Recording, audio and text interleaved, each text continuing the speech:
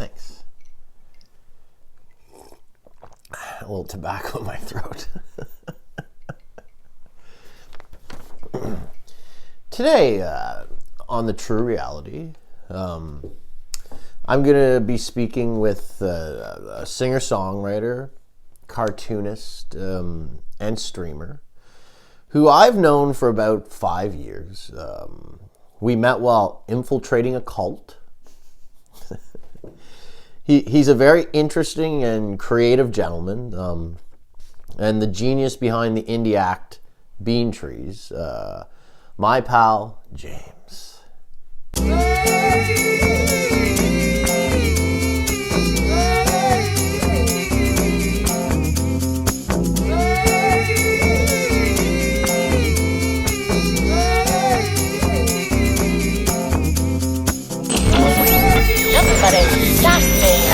Sensational. Sing your heart out. Get mad. Be happy. You have the right to remain silent. Shut up. Anything you say will be used against you.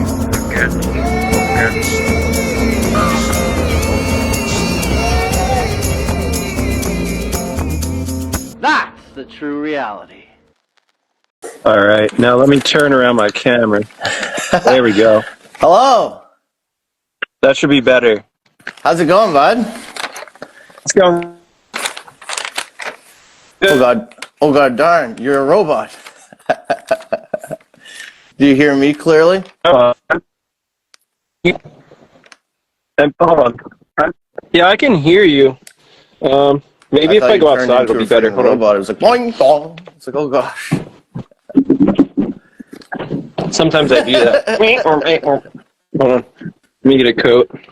It's kind of cold here. Probably not as cold as you have it, but Yeah, it's kind of cold here, but I've got a lot of nerve damage, you know. go full wall. Oh, do you? So I only feel From the the cold? No, yeah, actually, you know what? Probably from the cold. You're right, actually. And drinking in the cold. And the way most of the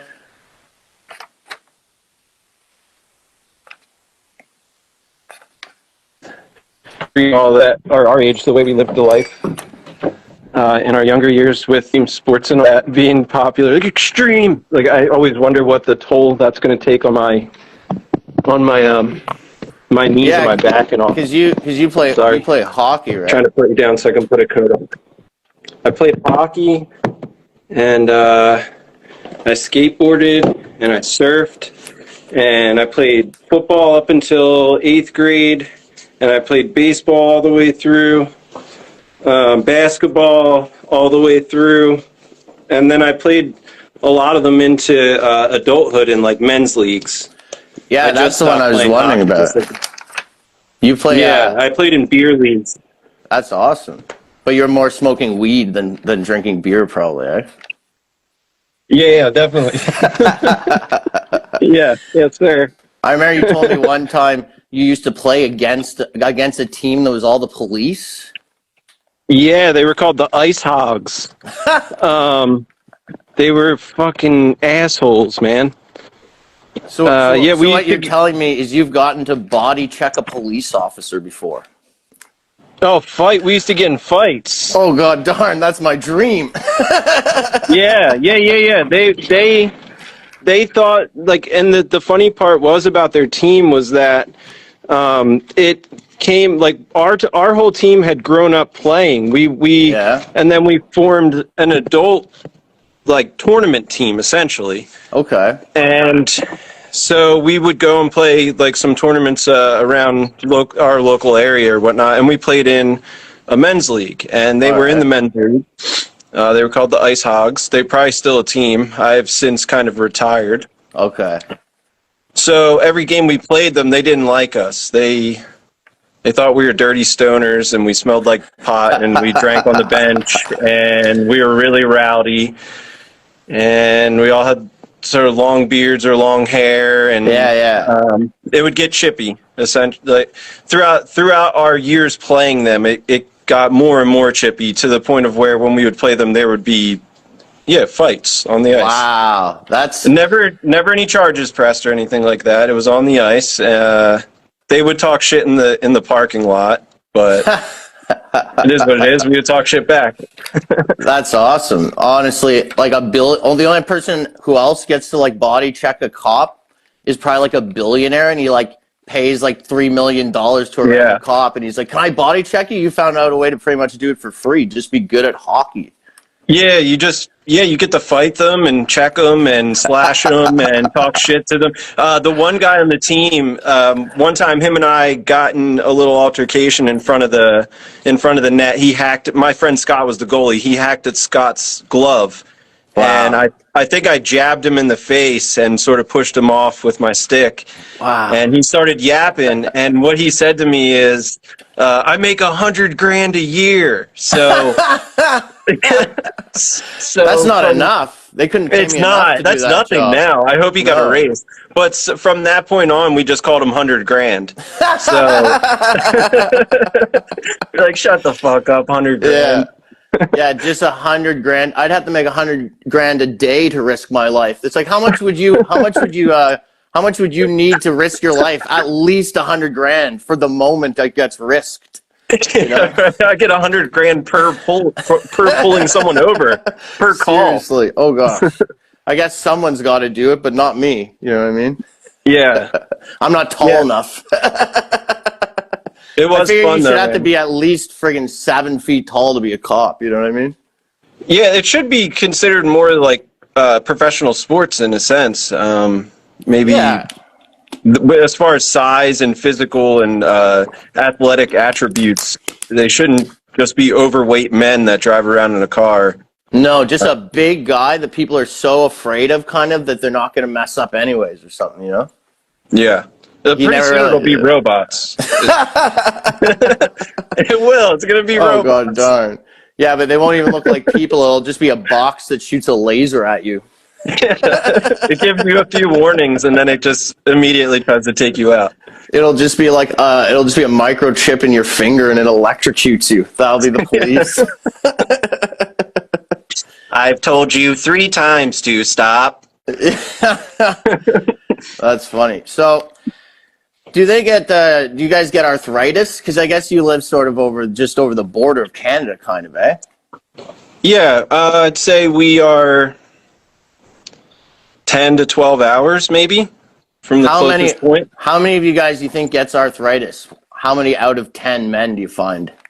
In America? Here in Canada, it's like 1 out of 5 of us have arthritis. Wow. Yeah.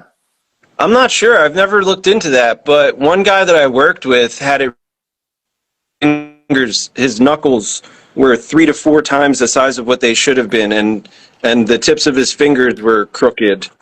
Am I going in and out? You did a little robot thing for a second, but pretty much no. But yeah, like we get it from working outside. I think from being in the cold. I think that's what they say. So apparently, according to one of them commercials on TV, 1 in 5 of us got arthritis, and I figured probably maybe like 1 in 10 of you guys maybe do, because you're just a bit souther. Yeah, I'm not sure. I would have to read about that. But I can say, just because of the humidity, as I get older, I do get aches and pains on certain days that kind of stick out. Like my right knee is constantly getting sore when the humidity goes up, like spring, like late spring, summer. Oh yeah, I've got it so bad that I've thought of getting friggin' going on disability, but I don't want to be on a list. You know what I mean? Do they put you on a list for that? Well, you know what I'm saying? I don't want to be on a list of disabled people, because that's the first people that they're going after. You know what I mean? They need to eliminate. They're going to try to eliminate you. Yeah, exactly. I don't want one day to try and get a gun or something, and then be like, "Oh, you're disabled, though." Who knows what you might do? Mm-hmm. Yeah, and they make you in Canada. You have to go on welfare first. That's weird. They're like, yeah, but first go on welfare. I'm like, I'll just keep working until I freeze up one day, That's my plan too. I actually canceled my 401k recently. I said to myself, what am I putting into this for? Yeah, exactly. I'm never going to retire. So, you put out an album recently, eh? In December, was it? I think I put it out on New Year's Day. Oh, that's when it was, New Year's Day. Yeah. What was it was called again? Mediocre Masterpiece. Mediocre Masterpiece. Well, there's another one that I just put out too, called Digital Depression. Yeah, is that that was an EP? Does that have 7-Eleven parking lot conversation? That's Mediocre Masterpiece. Nice. I was listening to that one today, and I really like that one a lot. That's one with 20 songs on it, right? Yeah. Yeah, that's awesome, because when we were kids, there was a lot more bands that would have 20 songs on the album. Yeah, I love those albums. I don't know what happened to them. Because if you liked it, you'd be like, I want more, and you'd get it. You like say when I was a kid, I used to listen to like Limp Bizkit. Yeah. And one of their first albums would have 16 songs. Then we would have just a bunch of weird tracks at the end, and when you're into it, and you would listen to the whole thing, and that's what I really liked about that album. Yeah, I wanted to capture. I wanted to capture that. It was intentional. I really love the band Guided by Voices, and I love Daniel Johnston and bands like Pavement and but Modest Mouse. They all have albums that are extensive, and they go deeper than just the surface level. There's clips and audio clips and interludes, and I see it almost as a cinematic piece. Like each story is kind of linking together in a way. And I've always dreamed of doing that, and I was doing a lot of just putting out EPs and kind of shorter albums, and decided to take a couple years to really focus on doing something that was more thought out, I guess. So this was recorded over a couple of years, or written over a couple of years and then recorded? Well, the way that I record is as soon as I get an idea, I lay a part of it down. And then I'll just build on it. Sometimes I'll just have 15 tapes that are full of ideas, and I'll bounce around back and forth. And one night I might be in the mood to do something with the fuzz pedal, and I'll work on all the songs that I have fuzz ideas for. That's how I did that album. So pertaining to the song 7-Eleven Parking Lot Conversation, was that something that was influenced by a real life event, or something sort of just magically dreamed up? Yeah, real event. Well, nice. A mixture. Okay. So real life event, but then sort of that post revisiting of the event in your brain, though, and things you would have said, or even thoughts and things that you have afterward that sort of come to you from the conversation. Because I go to 7-Eleven a lot. All right. Yeah, I like it's sort of like you added a poetic dreamscape aspect to it. Mm-hmm. Yeah. Nice. Yeah, that's kind of how I'll write stuff too. I'll build a bit on the truth, and then I'll add a little bit of fuzzy funness to it. Yeah, that's exactly. It's sort of an exaggeration or storytelling point of view of a real life event, or sometimes I just make something up. I don't know. Sometimes I just get an idea about a certain life event and what it might feel like, and I try to portray that the best I can. That's all. It's based on truth, but more experience of your own existence, right? Mm-hmm. And some of the best stuff was written when people are just watching TV commercials. Yeah, or I like to people watch. Going into public and just sitting and observing what's going on in daily life, and you ever hear conversations and phone calls and funny things happen. So I'm always looking and listening and reading things on walls. I've been like that since I was a kid, and when I was a kid, I didn't know what to do with it. And as I got older and older, I realized that it was just a way to tell the human experience or whatever you're seeing in front of you. happen day to day. That's have you ever seen the movie Dreamcatcher? No. It's this movie about, anyways, there's this guy in the movie, and basically he goes inside of his mind, and in his mind he has like rooms that are filled with boxes of information. Yeah. And I find that's what all kind of creative people are like. It's like where a lot of people experience it, but we sort of sponge to it and then save it up and then let out an emotion that we might have felt and then just use that emotion to paint up sometimes a make-believe story, right? Yeah. Yeah. I've always enjoyed doing it. It's one of my favorite things to do. And music kind of gives you the ability to combine like multiple mediums or multiple things. You're writing and poetry, and then you have noises and soundscapes, and it's my favorite artistic medium.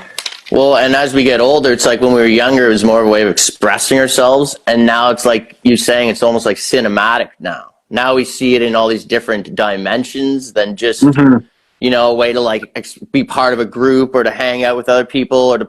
And do you plan to play any shows in the future anymore? Not really. Yeah, I'm in the same boat pretty well.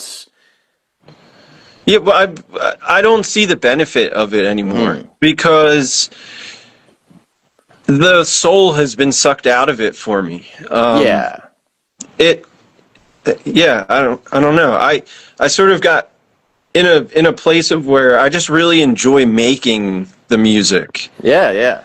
I wouldn't even know how to show it to people. Like some of the songs I wouldn't even be able to play again. I would have to have somebody like decipher what I even did. I'm so in the moment that I rarely write down every chord that I play or how I played it. It's just how it feels in the moment. I play it out and then I layer on top of it.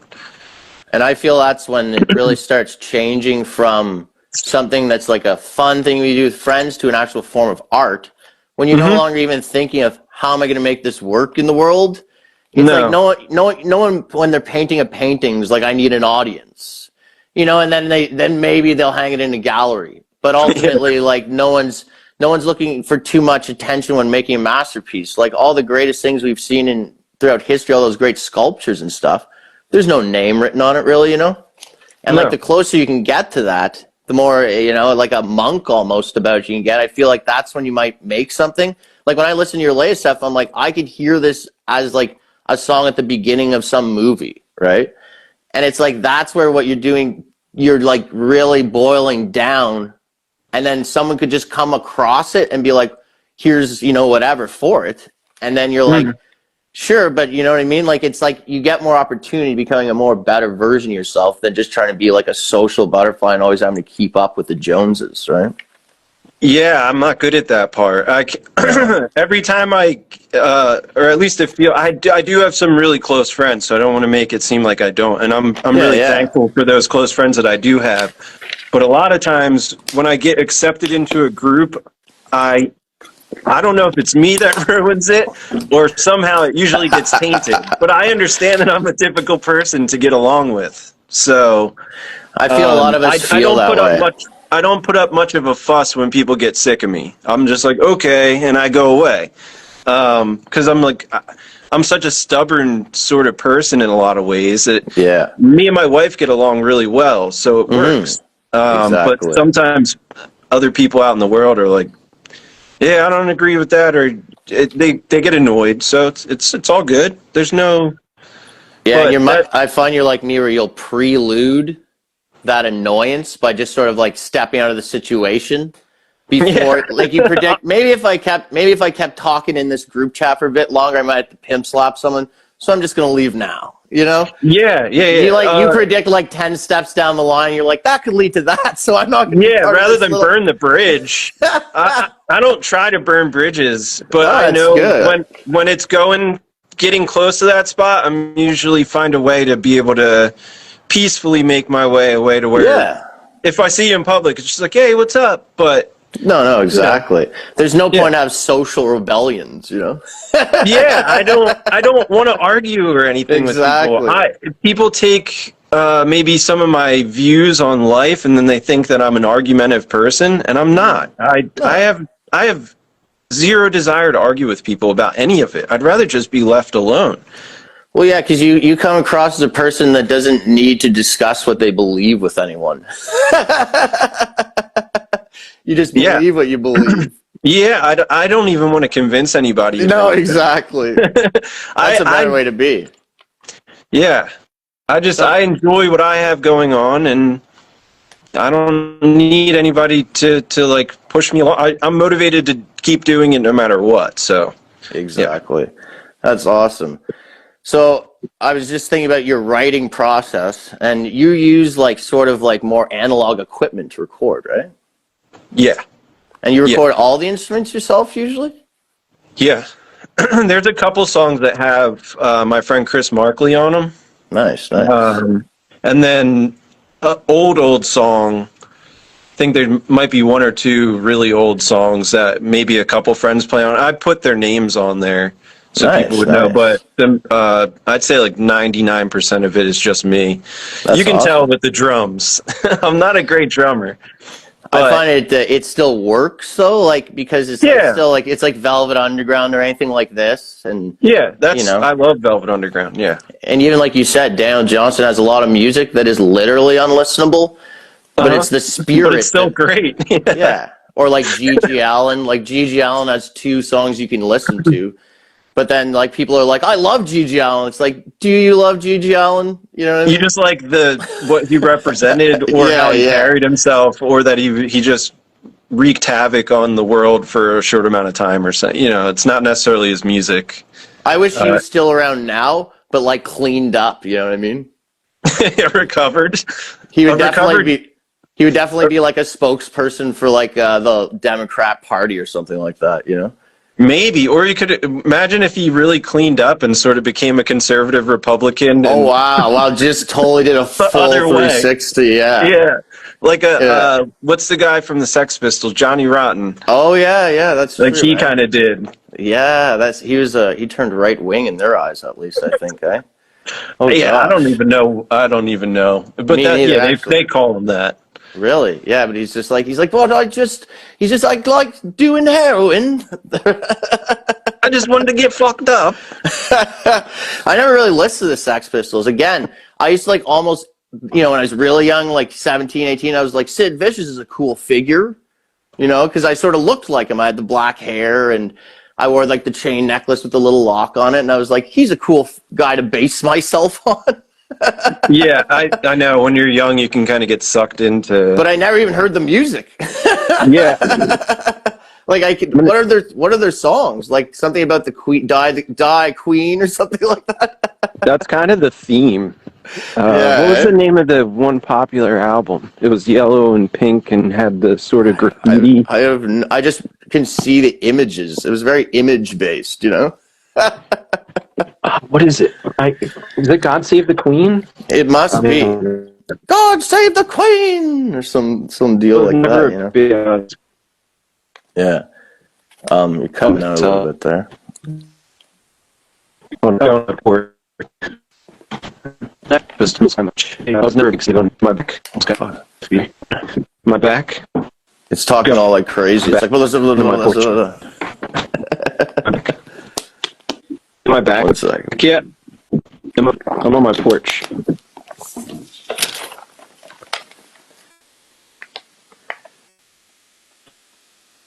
No? I can hear you. Wait. Now you're back. Okay, cool. I was going to say, I'm on my porch out front, which is basically outside. So. Yeah, I know. They're going to be like, you're talking to a black fellow. Yeah, they won't be able to tell, which is, it's whatever. I could turn the light on. Hold on.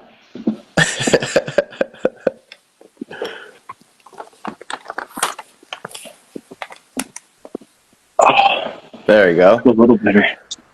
So do you find you get much time to read? Do you read much books, or do you read more like articles and stuff like that? I do read. I don't read full books, but I'll just open up books and just read a little bit because I'm not really a fiction guy. Yeah. You like information. Yeah. I'll open a psychology book and read part of it, or a history book and read a part of it, or the Bible, or whatever I have lying around. I have a few books that I keep on my table downstairs that I generally go back to like over and over again. Yeah, a lot of those really good ones. Like I had a Henry Miller book, and it's written all in like essays, so you can just pick it up at any time, open it to one, read like 3 pages. But I don't find a lot of time to read. It's such a hard thing to concentrate on, I find, because I like start falling asleep as soon as I do it. Me too. Or I forget what I read. Yeah. And then I have to read the page again. That's funny. When you were a kid, you played hockey when you were a kid and baseball? Hockey, baseball, football, basketball. Is that it? Yeah, I think that's it. You ever do anything like karate or No. taekwondo? Mm-mm. That was real popular where I was from. Everyone would do karate, but you'd just be like going like this like 10 times. Okay. Yeah, I wasn't allowed to do karate or soccer, unfortunately, and I was pretty good at soccer. I should have played. Soccer was real chaotic when you were a kid, though. Like, soccer didn't start getting good until you were maybe almost in grade 6 or 7, because before that, it was just kids running around. Yeah, just running into each other and tripping, and yeah I could see that. It didn't work for me. I was too shy. So, I know we've probably talked about this before, but I'm re-asking some things because this is the new podcast now. Okay. Yeah. So did the Freemasons try to induct you? Was that what happened? Was that your interaction with them? No, I was initiated. I am a master Mason. Oh, nice. All right. Yeah. That's what I was wondering about. Good, because, there's a lot of places like that around here. You drive into the town and it just says right on the front door, like right on the front sign, like Freemasons. Yeah. Pretty much every town in North America, I would say. Is it like, it's like, so it's not that secret of a society, I guess. Not at all. It's bullshit. It's complete bullshit.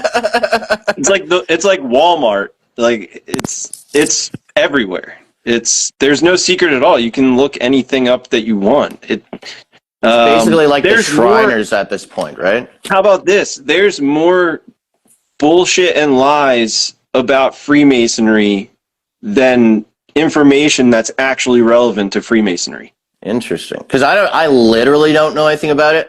I'm the kind of person that doesn't really know anything about nothing, but can just go like, whoa, when people say stuff. Yeah, that doesn't mean that it's not weird. It is weird. Yeah. I'm not really involved with it anymore. I don't go there anymore. I haven't been there in probably 4 or 5 years. Interesting. But yeah, me saying that doesn't mean that it's not weird. It is weird. There are weird things that are done. There are weird things that are said. There are weird things that are written. There's weird stuff that happens at grocery stores. Absolutely, and that's what I mean. The actual outside world is much more strange than the factual information. Now, I'm only a 3rd degree, so I'm a Master Mason in the Blue Lodge. Interesting. So then after you're a Master Mason in the Blue Lodge, you can go many routes, but the 2 main ones that get offered to you are the York Rite or the Scottish Rite. The York Rite is sort of like an esoteric Christian sort of magic kind of feel to the degrees, and then the Scottish Rite is more of sort of like magic, just straight up magic, esoteric magic. But I didn't go through either of those. Yeah, and you do they do rituals. Interesting. It's openly talked about. There's no conspiracy. There's no secret. It's just out in the open, and you can read about it or look at the things that they do anytime that you want. So the only things that are truly considered secret is the pass. Okay. To help somebody be able to identify you as one. Interesting. Yeah, that's the only thing that you can really get in trouble for discussing. Yes, and yes. I don't know what kind of trouble you would even get into because it's You might all just get over online. disbanded. Yeah. It's all over. It's all not- over. They've not put that it out secret. themselves. They've put it out themselves. So Interesting. yeah, you're supposed to, when you go through the degrees, it's the things that you perform initially are given to you in this little book, and they're written in a sort of code. You're supposed to study the code, and be able to recite it that way. But these days they give it to you in plain English for you to study, and then so you can see what the plain English compared to the code is. They've kind of dumbed it down because most young men these days wouldn't go through the actual things that they used to have to go through to become one. So they're dying off. When you go, the reason I don't even go, I thought it'd be cool to meet like other artists. And things. That's what I really thought it was originally. Well, I understood like certain aspects of it that people had talked about, but for those things, I said to myself, I want to see if this is true. It's a kind of networking in a way too, right? Yeah, that's kind of, I don't want to say that's all it is because it's not. There's obviously other things, but that's a big part of it for a lot of the people that are there. Because it's a lot of like business owners and people that work in like that town. They get together, they'll talk about like, well, if we do this with our business, it's simply sometimes like, well, we're going to put a road here. You know, like we have one in Ottawa, and I have friends whose older brother or someone's in it, and they're like trying to just, it's like a way that they can all get together and talk about what should happen in the city. Yeah. You know? And if they're murderers, they're probably just murderers because they're murderers. It really depends what lodge you're a part of. Yeah, just like everything. I can only really speak for the lodges that are in my district that I've actually been to. Not every McDonald's is good, you know?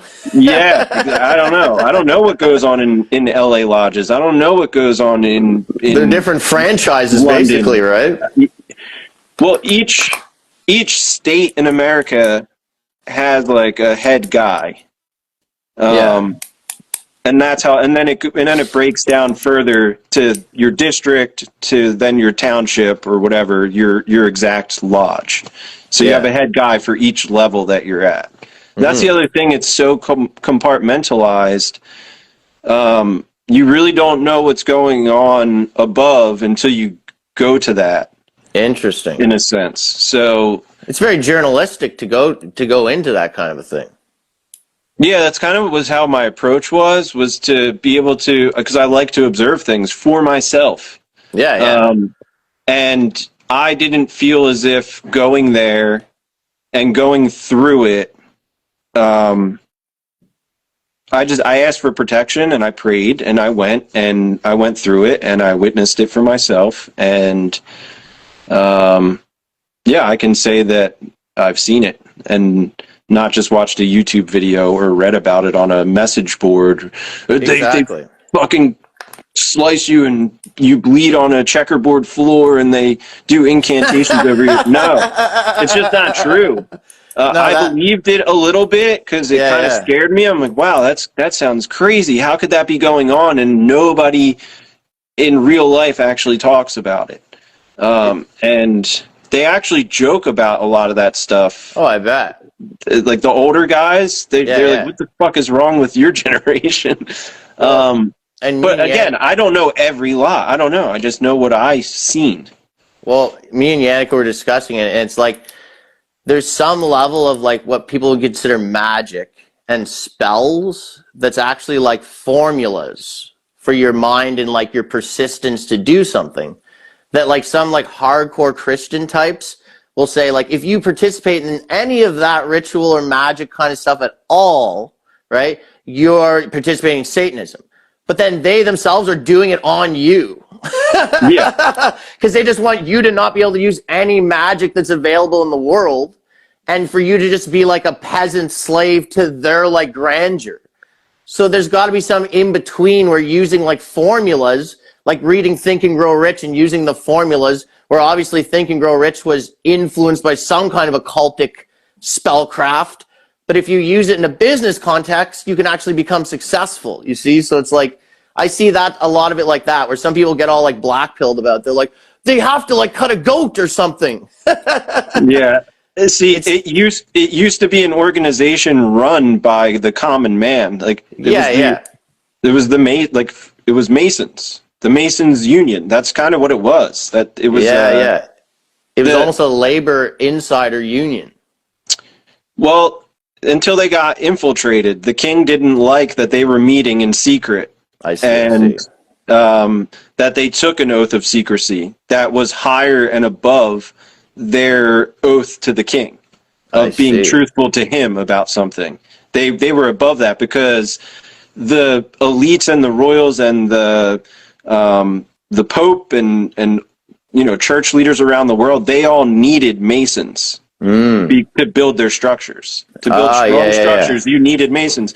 And people think, there was just this group of guys in every single town all over. No, there was a few groups of guys, and they traveled around the world. That's why they're referred to as the traveling men or a traveling man.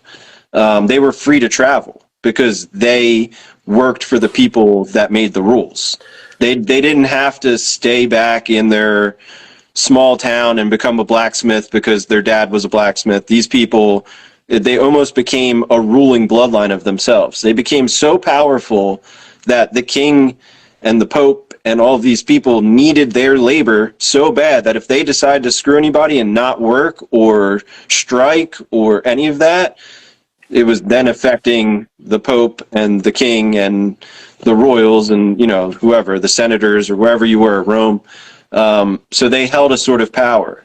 Wow. I forget what king it was, but he demanded that he be a part of the lodge. Now, this is, I think, kind of like the story that they tell. I've never looked into it to see if it's all factual. But that's some rich information for sure. So that sounds right to me. Right. So then once he got in, a lot of things changed. Now they were using their teachings to teach younger men that are trying to because their society relied on good, like, strong men, strong-willed, intelligent, handy, like being able to build or keep the world going. They relied on that. Now we put so much reliance on machinery and technology, we've stopped building great young men, and we've tried to start building great buildings or these great wonders of the world. But really, the boys are, and the girls, all of them, but the boys in particular, that was the goal. So once the king, I'm ill prepared because I don't know. I'm not the type of person that would get into debates. I've never even heard this before. This is amazing. I feel like I'm in Lord of the Rings right now. And this is like one of the dwarfs telling me about like how they used to be like the hardcore like makers of the iron. I'm like, this is the best story I've ever heard. That's not me saying that they were. I'm not saying that they were all these like holy men or anything. They were still men. They were still men. They were still one. Maybe there's fucked up or this guy. It's the same in any lodge really that I've been to. There's like weirdos and they were survivors. And then there's really stand-up dudes that want to teach you stuff in life and like pass down wisdom and are just genuinely good people. So those people exist in there too. But we're all fallen, and some of the best people in society are people that have who are attacked the most by like sin. Let's say like people who have like a brain surgeon. It's like who's saving people. The demons come for him probably harder than the guy working at McDonald's. Definitely, yeah. There's a bunch of aspects of it that are very interesting. That's why I'm not shameful or secretive about it. I'm very upfront about it.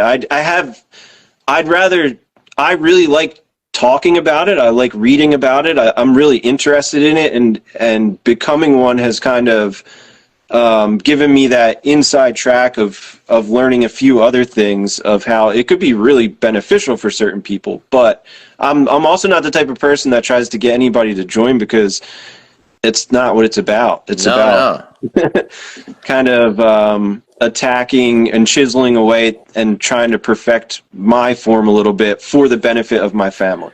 Well, and it's awesome because what I find is, like, obviously, like, so many of these friggin' people we see online that are sort of like, you know, in the sphere that we've participated in, they're all black pilled as hell. You know what I mean? Yeah. Because they literally they're the kind of people that no matter what happens, they always assume the worst because their hearts are filled with fear. When your heart's not filled with fear, you can get close to things that might not even be like what you're about to learn about them.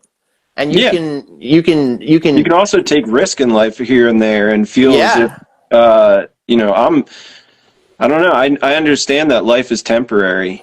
And well, you just told me a bunch of information that I never even knew, because all I ever heard people say about Freemasonry is just like people basically being like, they're the Illuminati. It's like, that's what Beyonce is. And I'm like, I don't even quite know what the Illuminati is. I mean, I also, there was an Illuminati page online for a while, and you could email them and they would send you a book. Huh. So I emailed them one time and they sent me the first book out of the series of books that they say you're supposed to read. Yeah. And then you're supposed to like send back for the next one or whatever. But I just wanted the first one just to see what it was. Mm-hmm. And the fact that I just feel like, number one, I felt like it was fake. It was just this fake organization pretending to be that. Mm-hmm. And the book itself was a really low-level, low-IQ version. And I'm not a Crowley fan, but it was like, at least Crowley was like poetic, and the new kind of shit like that was like, was real dumbed down. And well, Crowley hurts my brain. Yeah, he's like, death comes in night when falling down at nightfall. You're like, oh. Was he retarded? I have his books underneath. I have one of his books I have his book on the ground underneath the dresser collecting dust, you know? I burned mine just because I wanted it to be ash. I said, this is the biggest piece of shit I've ever fucking read in my life. It hurt my head to try to read. I was like, what is this? This isn't writing.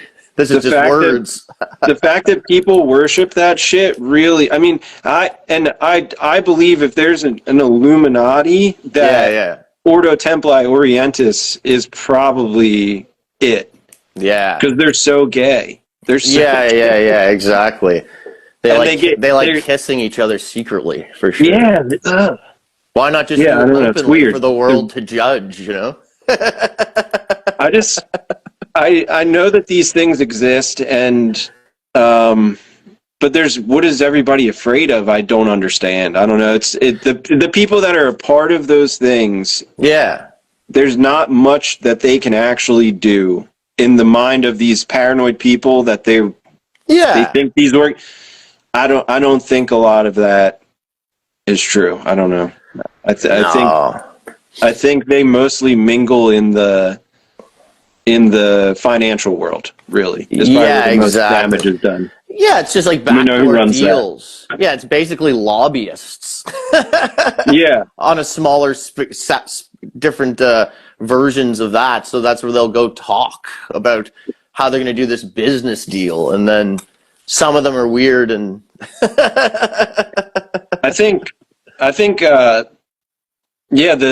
sort of things that we see happening in the world where they have those large meetings like Davos and things like that. Yeah. And I don't think many of those people have ever really been confronted or questioned. They've made a lot of decisions over the past 100 years or so that have gone unchecked. Like, people are crying right now because in America, especially because of Elon Musk. Which I'm not really an Elon guy. Like, they're crying in Canada because of him too. Don't worry.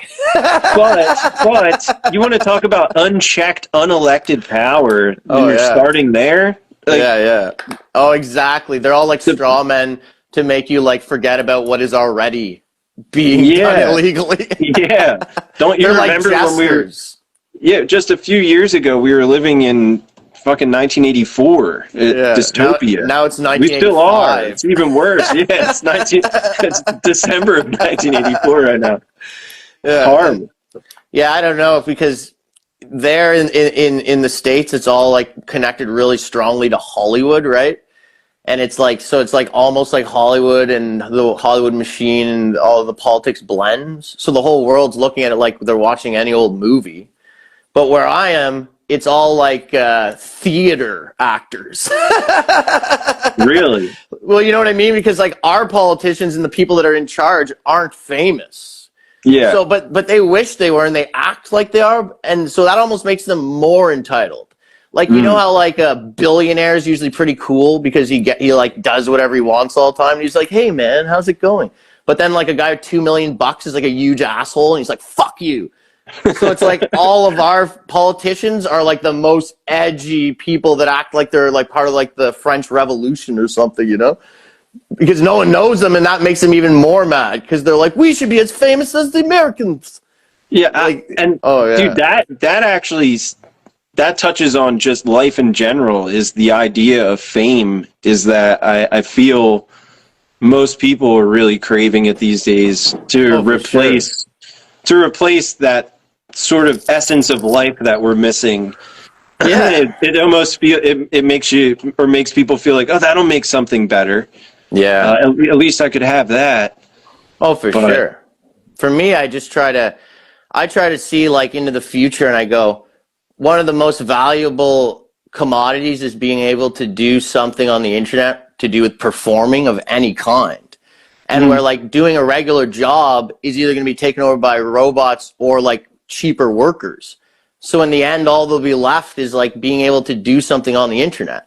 And where I'm from, everyone looks at that as fucking crazy, and they want to lock me in a mental institution. You know, they're like, "Get back to the labor yard, Biden." I'm like, but look, in 10 years, the only thing of value will be able to talk on the internet. Pretty much. Like, that's where it seems like it's going. You know, and at least to have that skill to me now is like a very important skill. Like what we just did here talking about that subject is awesome, because honestly, it's information I haven't heard before, and I'm always on the friggin' internet.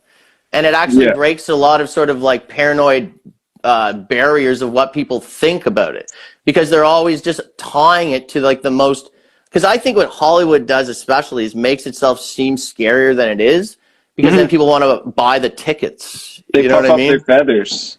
It's a marketing campaign. So much of the fear, scary word, evil, monster, killer people. How about this twist? This was talked to me by, or this was sort of talked to me, this topic, by an older gentleman that I was friendly with at the lodge, a really good guy. He said there was a concerted effort to scare young men away from joining Freemasonry by creating thousands of conspiracy theories to completely confuse them. And they may not believe all of them, but it will keep them away, because they'll just always think to themselves, I can't be known as that, or what if that actually is true, or this or that, whereas maybe only a very few say to themselves, well, I'm actually just going to go see what's going on there for myself, instead of just listening to all of these podcasts. There's a dude on Instagram right now who's like, Angels. He calls himself Angel Dust, and he wears a mask, and he's like 7th generation Illuminati. Oh God, damn! It's the most confusing thing, because I don't understand. I don't know. I just don't believe it's like an art piece. Yeah, I don't believe anything he says. He's already gotten so many things. He says he's a Freemason, but everything he says is wrong. I don't know. He's almost like an artist, eh? Yeah, because there's so much information you can read online about it, and you read through some of it and think to yourself, that's not true. But he I guess, is the type of person that just goes with whatever he reads for the day and tries to gain followers or something, but he said a lot of things that are just completely inaccurate. It's interesting how you mentioned that, though, how you mentioned how they set all these fake conspiracies. I can't say that that's the truth, but no, but that's most likely. It's been talked about by some of the older gentlemen that I know, and they say it's a talking point.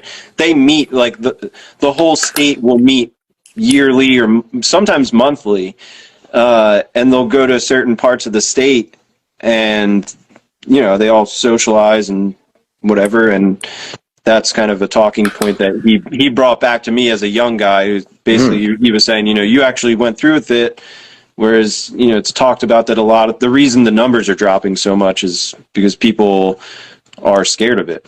Interesting. But I don't encourage anybody to join. No, exactly. It's something you're not going to get anything. Yeah, you're not going to get anything from it that you can't just get on your own. Exactly. It's if it comes in your life somehow, that might be something that's meant for you, but it's not like you're not. What are those guys that go door to door asking to join? Yeah. What are those guys called, Yanka? Door to door salesman. What are those Christians called? No, those people. Evangelists. No. Jehovah Witnesses. Jehovah Witnesses. I've got Yannicka over here. She's producing me. Oh, cool. She's my producer now. Hi. She can't hear you. Oh, okay. Oh, wow. But yeah, that's awesome. I was just trying to talk about the album, but that's even a better interview. Oh, cool. Yeah, I'm always down to talk about that stuff. That's awesome. It's interesting to me. I'm like, so did you do karate? Yeah, I wasn't allowed. That's awesome, though. But that's great. So you just like sort of like laying low and just making your art and just sort of living your life and being. I find like we have this new generation of artists where we're like working class people, and we still do our art. Yeah, right? Where it's like, but that makes us actually more valuable. Like me and Yannicka were talking today, and there's like, I watched Josh Brolin do this interview recently, right? And this guy, like, I always liked seeing him in movies. I always thought he was cool. But then I was like, oh, fuck, in real life, he's 5'2" or some shit, right? And what he does is he wears on his, like, he wears like a tough guy, working class sort of person on his exterior. But when you see him doing a podcast, you see through it and you see like a puppy dog actor sort of art school type underneath. Yeah, right? Where guys like us, we wear the art school thing on top, but underneath have the tough working class composure. Yeah. I don't mind it though, because no, that's real value, because that's like a lot of the artists in the 70s do whatever I want. Well, in the 70s and 60s, a lot of those guys actually came from like going to war or being in actual jobs. Then they were, successful artists. Oh, okay. Where I feel like we're the new version of that, where we're like these more people that are rich of like spirit, because like when we talk, it has like a bit of weight. There's a bit of grit in our voices. You know what I mean? Yeah. I go to work every day, and the art and the music. That's just something that I like to do. So it's my way of letting the stress out, or just spending some time in the bed. It's sort of a meditation and a prayer sort of thing for me in a way. I just get really relaxed, and I just enjoy making noise. Really. Well, and I'm sure you're just like me. You're a kind of guy that, will grab a pair of pants for $20 or something, and wear them for 10 years, right? Yeah, exactly. And there's hipsters that will, pay $1,000 for pants that look worn 10 years, right? Yeah, I need to get into that market, because I have some work pants that I could probably make serious money on. Sell them on eBay, right? I could, man. I have all variety too. Like, do you want grease stains, or do you want paint? Do you want a hole in the back pocket, or do you want the carpenter's pocket on the side to be torn? That's cool too. I have variety. I can go customs. That's awesome. All right. Well, I'm gonna have to go now. Right before we go, though, I Yeah? came up Oh, with an yeah, yeah. idea. Just Let me know, let me know. one quick sort of idea Yeah, that I had. yeah. Shoot. You know how like OnlyFans chicks sell like their underwear and shit? We could Yeah, make a yeah. blue collar one where we sell our beat up work clothes to hipsters. Oh, They get them God, and I like love smell it. them because they want to smell what it's like to be on like a work site. They're, like, Yeah. The pervert smells like the porn star's underwear, but they're like, oh my God, this guy probably worked 40 hours in these. But yeah. Meanwhile, we get it all from Alibaba.com. Smells like curry. All right. All right, man. That was fun. That was awesome. I just had to go because I'm usually asleep by now, and my headache has been getting increasingly worse. I understand. I got to get rest too. I was up early, man. I hope you feel better, and it was good talking. Yeah. Thank you so much for doing the interview. And I'm going to put this into the podcast, and Awesome. I'll send Thank you the you. link and some clips. Okay. All right. Cool. Sounds good. Thanks, brother. All right. See you. Bye, Yannicka. Good night. Wow. What an exciting conversation, right? And, you know, when he said third degree Mason, slapped my knee, I almost fainted. You know, if you want to be featured as a guest on The True Reality, drop me a line, you know. And we'll figure something out in 5, 4, 3, 2. Thanks for tuning in.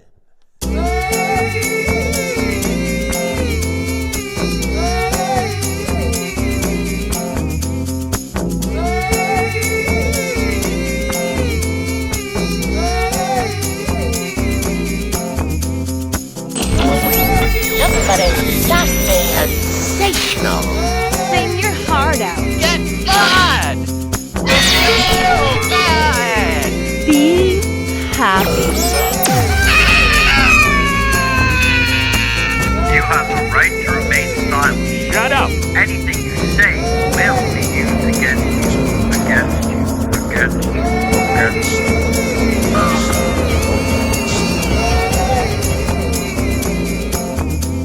That's the true reality.